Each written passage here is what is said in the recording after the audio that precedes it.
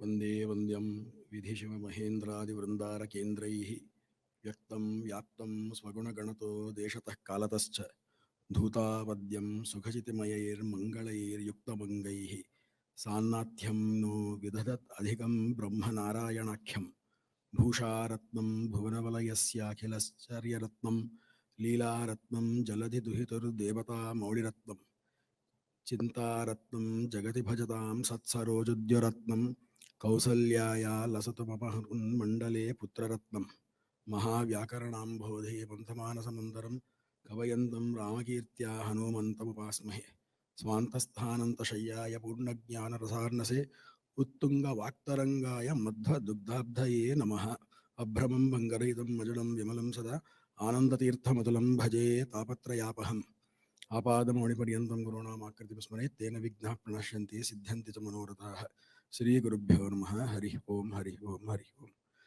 Please excuse me, my throat is not in a very good shape for many reasons, so I will try to speak more into the mic. If there is a little bit of echo, please excuse me for that.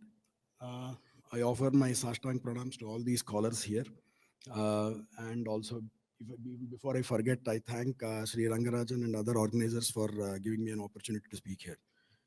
Of all the 16 gunas that Valmiki mentions in the first few shlokas, right?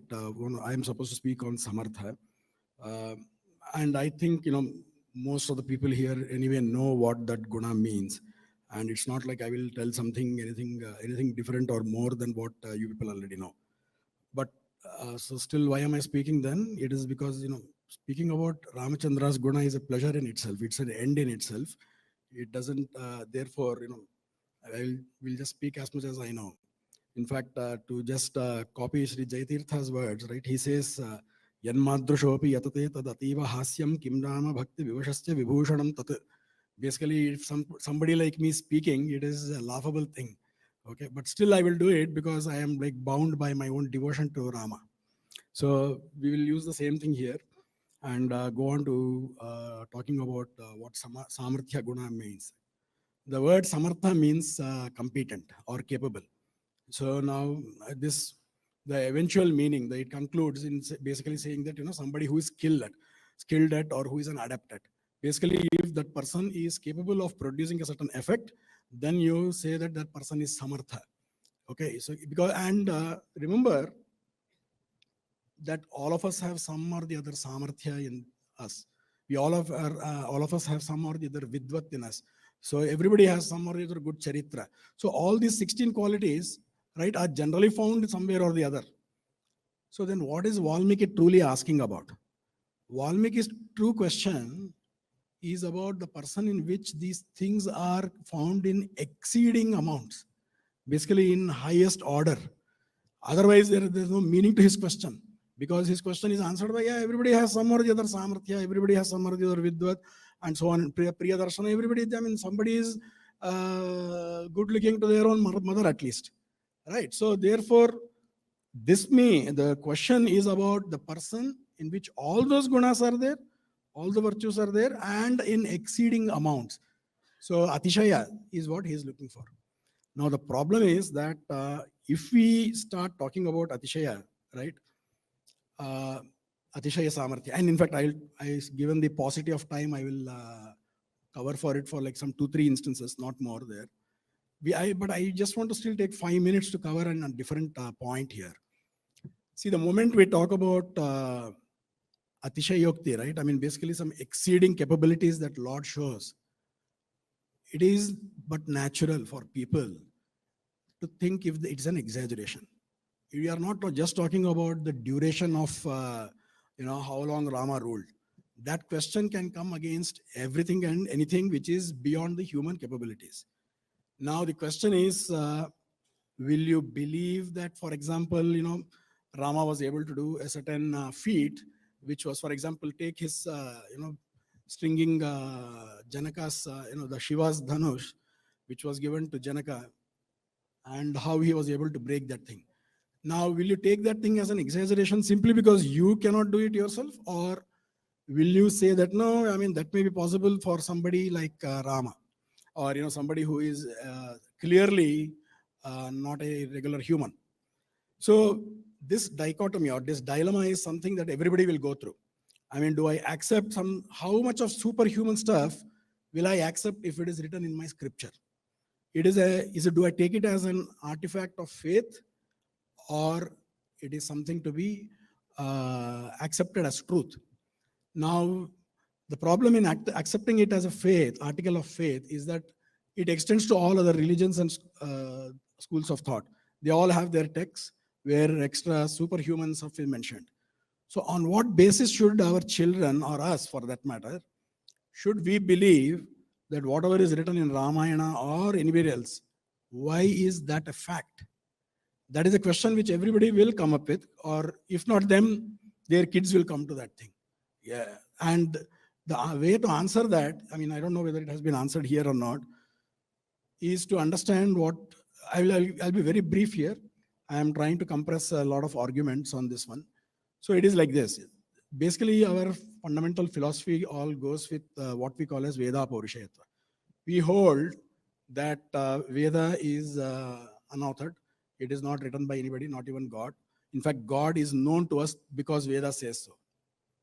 And the same Veda has the the same Veda tells us that Itihasa and Purana are the fifth Veda.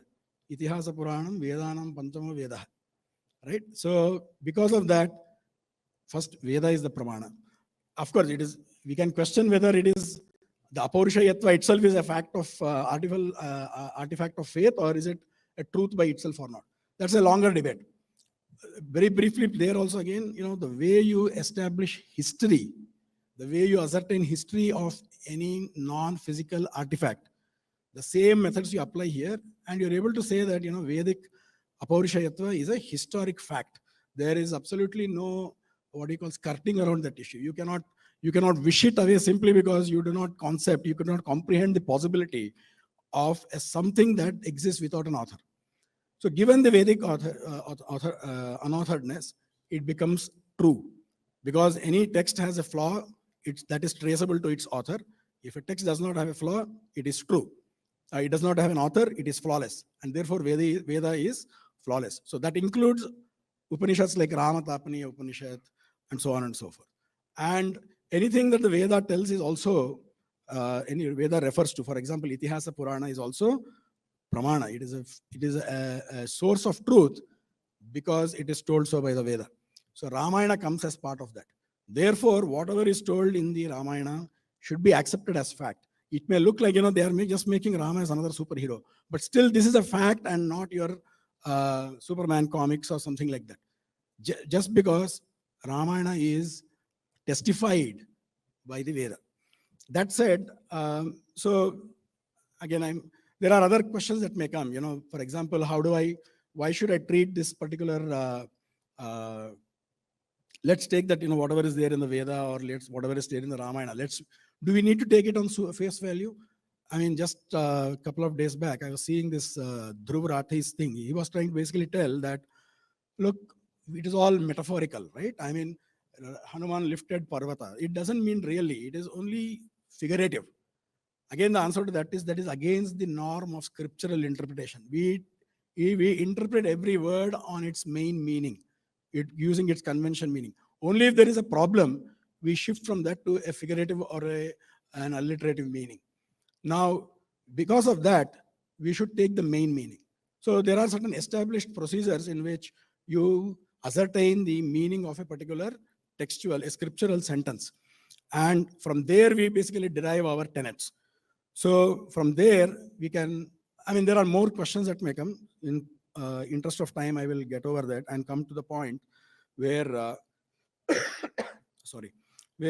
Rama's Samarthya is demonstrated in Ramayana. So there will be little bit of overlap with other qualities like Bala, Virya, and all that. But yeah, given that, any task for a successful completion, you need those qualities. We can assume that, some amount of overlap will always be there. So Samarthya means, again, person who is able to perform task to a particular completion, no matter what, right? One such example is, where Rama has been asked to prove his Samarthya, is when Sugriva checks on him if he is capable of killing Vali. So Sugriva puts him through certain tests, because he is not, he likes Rama, but that doesn't mean that Rama is capable, right? So he puts him to certain tests. He says that, Dundubhi is the Asura who was killed by Rama, by Vali, basically, and what can you do about him? So his body is lying over here. So Rama just, he just pushes the whole body with his just thumb, with the toenail, basically. And then that's it. And that thing flies away. And it goes to such a level, right? It goes to, okay, see, this is what it says. It goes across many miles, the body, that Rakshasa's body flies across many miles. It hits other Rakshasas residing in the Rasatala, okay? And who were basically, they were just very pompous, arrogant guys who had their boons from Shiva himself. So Rama not only satisfied Sugriva's test, he also accomplished one more purpose. So you see, in fact, you can see this thing across all his activities. So he will be actually trying to, it will have multi-layered effect in whatever act he does, okay? Similarly, next test that he says is that, uh, can you basically shake at least one of these leaves of this Sala tree, right? Sala is basically, it's like 40 meters tall, approximately 2 meters in diameter. It's not a small amount, right? It's 2 meters, is quite huge. The leaves are also 10 to 25 centimeters long and 5 to 15 centimeters broad. As of found today, right? They call it Shoria robusta, right? That's the name. So even those trees. So for most of us, our first question will be, why should Sugriva think of that as a test at all? It was because Vali could not shake them. So that if Rama is able to do that, then he is able to, then there is some hope that he will be able to kill Vali. So our hero, what he does is amazing. He just takes one arrow and he hits through all of them. So the question is, see, again, for us it is a very simple thing, right? It will look like he has just hit those 7 Sala trees. But Madhvacharya tells us very important thing. He says, okay, so those are again those 7 demons who are sitting over there, who have been told by Brahma that if you want to become Brahma, you need to meditate here and then you keep doing upasana to become Brahma yourself. So those guys are sitting over there. So there is a dual purpose that is achieved. One, he is anyway, he's able to convince Sugriva about his own valor. At the same time, he kills again all those 7 asuras, and again that arrow goes past them, and it goes to some Kumudini asuras who are sitting across all these 7 Patala lokas and kills all of them also. So that is Rama's Samarthya. It is absolutely unparalleled. The other aspect of Samarthya, right, capability, is capability to get work done through others. If any of you have run teams, right, if you have managed teams or run companies, you will know how difficult it is. And purely from that angle, Rama taking 60,000 monkeys, or some people say it is like 21,000 crore monkeys, okay, all the way from their Kishkinda to Lanka, making them wage a war, making them successful, is no mean feat by any scale. Absolutely, it is super amazing. It is just not doable. I'm sure you also will know that, right? The another aspect of Samarthya is the restraint, the capability to restrain when you can actually take action. See, people tolerate because of 2 reasons, typically, right? One, you are feeling weak, you are not capable of accosting the other person, you will get suppressed. So that is when you exhibit tolerance. The other tolerance is when you are super capable, and that's what Rama does. He shows this thing in multiple places. Okay, Ravana is there, for example. Ravana is there. He has one bout of fight just before the last day, basically. At that time, Ravana is extremely tired and he is depressed, he is distressed. So Rama gives him his space then. Imagine the kind of confidence he must have in his own capability to be able to say that, okay, you know what, kartavyamudham Tamaveksha Ramaha Punarjagadashu Gruham Prayahi. You go to your house. Samasta Bhogan Anubhuya Shigram. Enjoy all life pleasures that you can. Okay? Pratushya Bandhun Punarehim Martum. Then you enjoy your time with your relatives. But come tomorrow morning again to die. This is what he tells Ravana. What kind of confidence is that? Same thing, he does Vibhishana's coronation before the war even begins. Imagine that, right? You are basically telling that, I deem that your government is pointless. Therefore, I will basically create an alternate government. That is a statement he's essentially making there, Rama. Okay? That is, see, there is no direct fighting that is happening to show his prowess or Samarthya there. These kind of acts basically show the prowess there. Then finally, I will tell this one. Before Ravana dies, right? Basically, he will unleash what is called as his Moola Bala. Okay? So, this is told very concisely or, indirectly in the Valmiki Ramayana. Okay, they basically talk about some number of 200 to a lakh asuras suddenly coming in over there.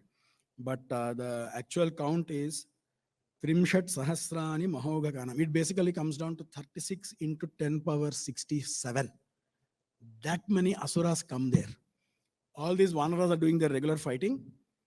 Then Ravana unleashes his Mulabala because that is his last resort. This is even after Indrajit has been killed. Okay? Then he unleashes all these guys. So, where were they so far? They are in a small cave. They are in a very small space because of a boon from Chaturmukha Brahma. See, imagine this thing, right? We have never thought of this material compression. We always think that, we basically try to apply our own so-called rationale to determine whether something is sensible or not sensible. But there are these kind of boons that make even the super sensory possible also. We will not even have that thing.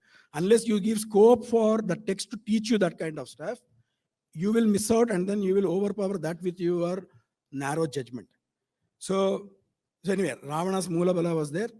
In such a small space. Now they all expand and then they attack the entire Vanara army. Okay, how does it look like to them? Agachamanam tadaparameyam balam sughoram pralayarnavopamam. It was basically they were surrounded by it was almost like the deluge water, the pralayarnava. It was like the waters of the deluge coming from all ends. Imagine like when blocks of viruses coming against you. But is that these people are much more powerful than that. When that happens, okay, they do not, these guys don't know what to do. Bhayat samudvigna vishanna chetasaha kavipraviraha nitaram pradudruho. They were just running helter-skelter. They don't know what to do. At that time, Rama shows that everything was alone dependent on him. He doesn't need anybody else. You know what he does? He takes infinite forms then and kills all of those asuras in an instant. That's it. In one instant, they are done. So, before that happens and after, right, the scene is just unimaginable. These guys, first of all, do not know what to do with that level of attack. And secondly, they don't know how Rama attacked them and killed them. So, that is the extent of Samarthya that we are seeing in Rama. There are more to things there. This particular episode, right, I would recommend that people should study Mahabharata Atmanirnaya of Madhvacharya there, at least on this particular, the war especially. It's thoroughly enjoyable. You will enjoy Rama's guna to a great degree there. Okay.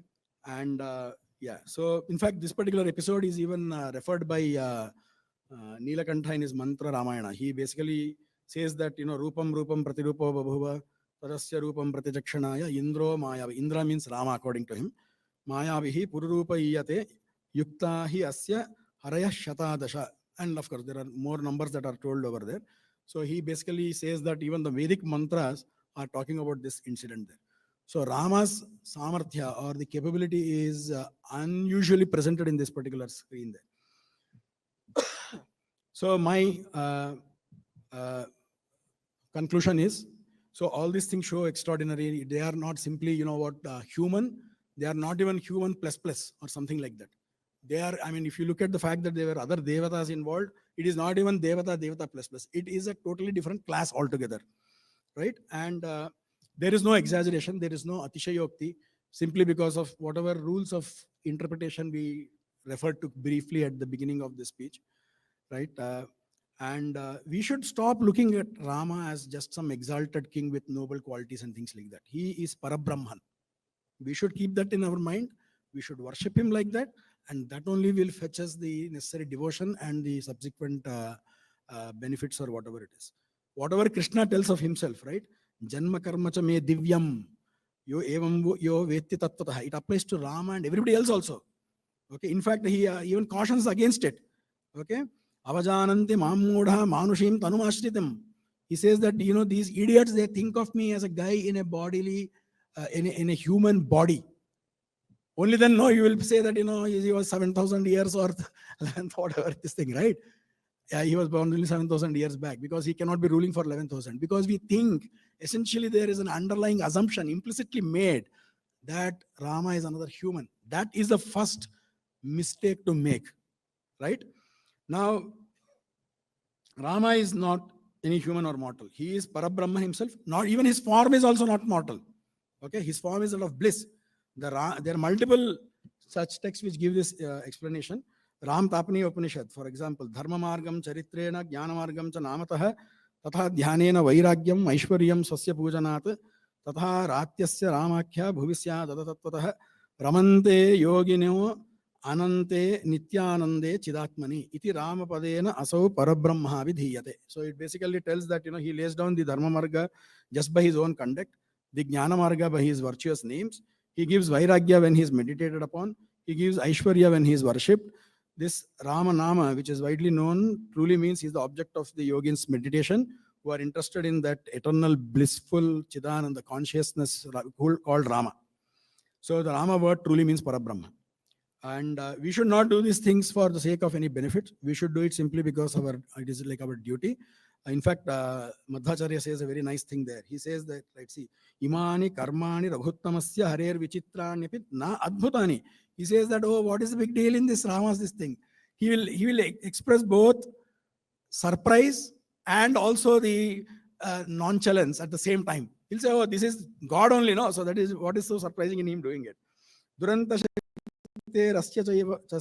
I am telling this because it is my duty to tell this thing. 1 minute. Okay. And then with that, I will try to end my lecture with the last thing that Madhvacharya himself says. Itirita Ramakatha Paramaya Samasta Shastrana Sruter Bhavapaha Pathed Imam. Whoever studies this thing, whatever, please recall whatever Pratosha was telling. Ya Shunuya Athapiva. Whoever listens to that. Vimukta Bandhas Charanam Harer Vrajayat. He will definitely go to Hari's Charana. And with that, I will end my speech. Thank you for the opportunity. Madhvesha Krishnarpnamastu.